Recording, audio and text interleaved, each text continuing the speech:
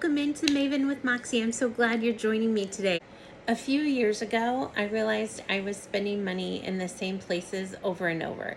Not because I needed anything, but because it had just been a habit to go into those stores on a regular basis. So today I'm sharing the places that I have stopped shopping, and honestly, I don't miss them. First, I want to say this is not about judging anyone else's shopping habits. If you love the stores that I'm going to list, that's great. This isn't about saying those places are bad. This is about me realizing that certain places were not helping me achieve the financial goals that I have. And honestly, I think that's something a lot of us can relate to. The first place I stopped intentionally shopping at was Walmart.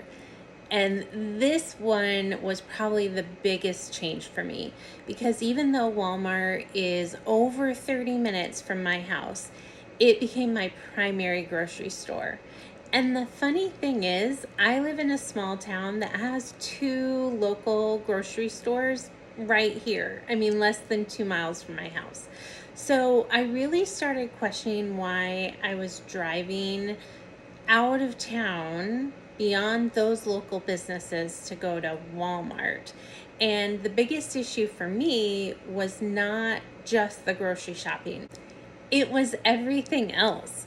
Because I would go in for groceries and come out with home decor, beauty products, garden things, things for the house, things I didn't even know I needed until I saw them sitting on a shelf. And those trips were not small. I could easily spend $250, $300 every time I walked into Walmart.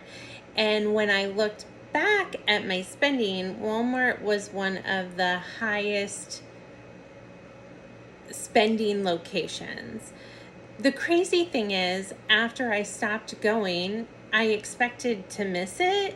I expected it to be inconvenient, especially since the last time I stepped foot in a Walmart was October of 2024. So during that peak holiday shopping season.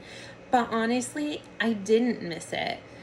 I have found ways to shop more intentionally, support local businesses more, and I don't have the temptation every time I walk through those doors that I did with Walmart. The second place I stopped shopping was Target. Now, Target was a little different for me because it's more than an hour away from home. So I wasn't going there every week or even every 2 weeks. But the pattern was exactly the same as my trips to Walmart. I would go in for one thing, and somehow I would leave with things I never planned to buy. And let's be honest, Target is really good at making us feel like we need things we never knew we wanted, right? A cute little kitchen gadget, a seasonal decoration item, something fun for the house, and suddenly it's all in the cart. And for me, stepping away from Target was another way of removing that temptation. Again, I don't hate Target. The problem is, I think I love it too much. And I think a lot of people love Target. But for me personally, it was a shopping location where I was spending more than I intended when I would step inside. Okay, so the third location is Five Below. And this one is kind of interesting because it's not the same as Walmart and Target for me. Those trips could be hundreds of dollars. Five Below feels harmless because everything is $5 or $10. And that's exactly why it can sneak up on you. I realized I wasn't going to Five Below because I needed something. I was going because it was fun to browse. And I would walk out with a bag of the most random things, right? Like things that were just cute.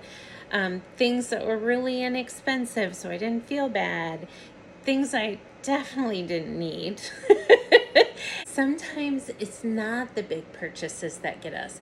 Sometimes it's the convenience of, well, it's only a few dollars purchases that slowly add up, right?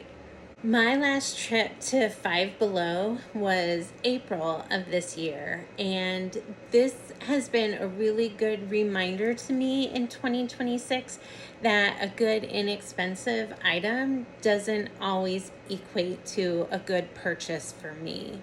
Now, the next two are actually an experiment. Dollar General and Dollar Tree. And this came directly from my 6-month budget review that I recently posted, so please check that out.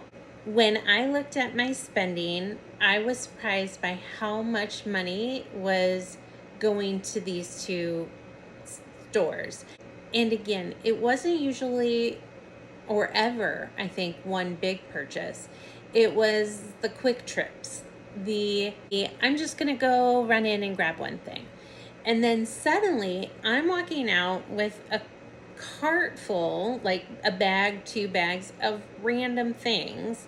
I mean, cute random things, but random things. So for July, I'm challenging myself to stop shopping at dollar stores and see what impact it makes. Do I actually miss them? Do I save money? Do I find other places to buy the things that I do really need that I was getting from there? I'm really curious to see how that plays out. And yes, Amazon showed up on my list too, but I'm not ready to talk about that one yet. Now, the goal is not to deprive myself. The goal is to make sure that my money is actually going towards things that I actually care about passionately. Things like experiences, travel, my dog, supporting causes I really care about, and creating a life that feels really good. Now, this doesn't mean I don't enjoy shopping. I love vintage. I love finding unique pieces. I love a beautiful table setting. But I've learned that there's a difference between finding something meaningful and just filling my shopping cart. This isn't about never shopping again, obviously. It's about spending on what actually adds value to our lives, right? And I'd love to know, what place have you stopped shopping in the past, or which ones are you currently thinking about quitting? Let me know in the comments. I'd love to hear and support you. If you enjoyed the content, please remember to like, subscribe, and comment, and I'll see you on the next one. Thank you so much for hanging out with me today. Make time to be kind to yourself and be kind to others, because that costs us nothing.